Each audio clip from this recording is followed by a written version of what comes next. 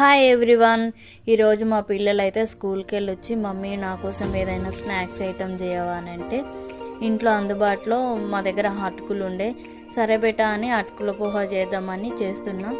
బయట food, oil food, junk food కాకుండా ఇంట్లో పిల్లలకి ఇట్లా ఈజీగా 10 minutesలో అయ్యే అటుకులు చేసి పెడితే ఇష్టంగా తింటారు.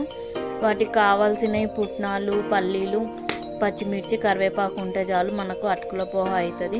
ఫస్ట్ ప్యాన్ పెట్టేసుకొని దాంట్లో అటుకులు వేడి చేసుకోవాలి. ఎందుకంటే పచ్చివాసన ఉంటుంది కాబట్టి కొంచెం వేపుకున్నామనుకో పచ్చివాసన పోతుంది. అది అటుకుల్ని మనం మధ్య మధ్యలో చెక్ చేసుకుంటూ ఉండాలి, ఎందుకంటే అది స్టీల్ ప్యాన్ కాబట్టి తొందరగా మాడిపోతుంది. ఈ విధంగా బ్రౌన్ కలర్ వచ్చేలాగా చూసుకోవాలి. అటుకులను సైడ్కి తీసుకొని నేను అదే ప్యాన్లో పోపు వేసుకుంటున్నాను. 2 tablespoon ఆయిల్ వేసుకోవాలి. పిల్లలు కాబట్టి కొంచెం జీలకర్ర వేస్తే డైజెషన్ బాగుంటుంది కాబట్టి నేను 1 teaspoon అంత జీలకర్ర యాడ్ చేసుకుంటున్నాను. కొంచెం జీర వేడయ్యేలోపు పుట్నాలు, పల్లీలు, కరివేపాకు అన్నీ రెడీ చేసుకోవాలి.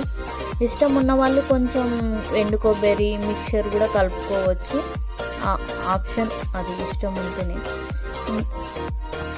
జీర వేడయ్యాక పచ్చిమిర్చి, పల్లీలు, పుట్నాలు అన్నీ వేసేసుకొని మిక్స్ చేసుకోవాలి. పల్లీలు ఎక్కువ తినవాళ్ళు ఎక్కువ వేసుకోవచ్చు, మా పిల్లలు అంత ఇష్టంగా తినరు కాబట్టి నేను కొన్ని పల్లీలే వేసినాను. అన్నీ మంచిగా రెడ్డిష్కి వచ్చేదాకా ఫ్రై చేసుకోవాలి.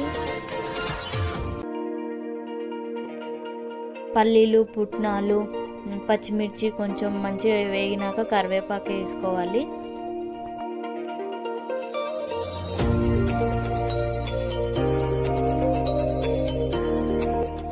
కరివేపాకు కూడా యాడ్ చేసుకొని మంచిగా కరివేపాకు క్రిస్పీగా వచ్చేదాకా వేసుకోవాలి. దాంట్లో కొంచెం పసుపు వేసుకోవాలి, సాల్ట్, పసుపు 2 వేసుకొని మిక్స్ చేసేసుకోవాలి.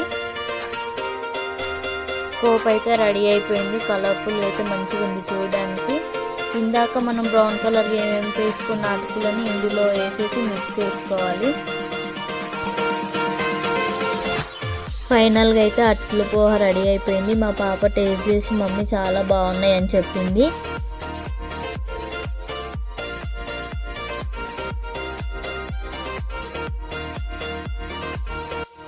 మరొక వీడియోతో కలుద్దాం. Please do subscribe, share, like, ఇట్లానే సపోర్ట్ చేయండి friends. Thank you for watching.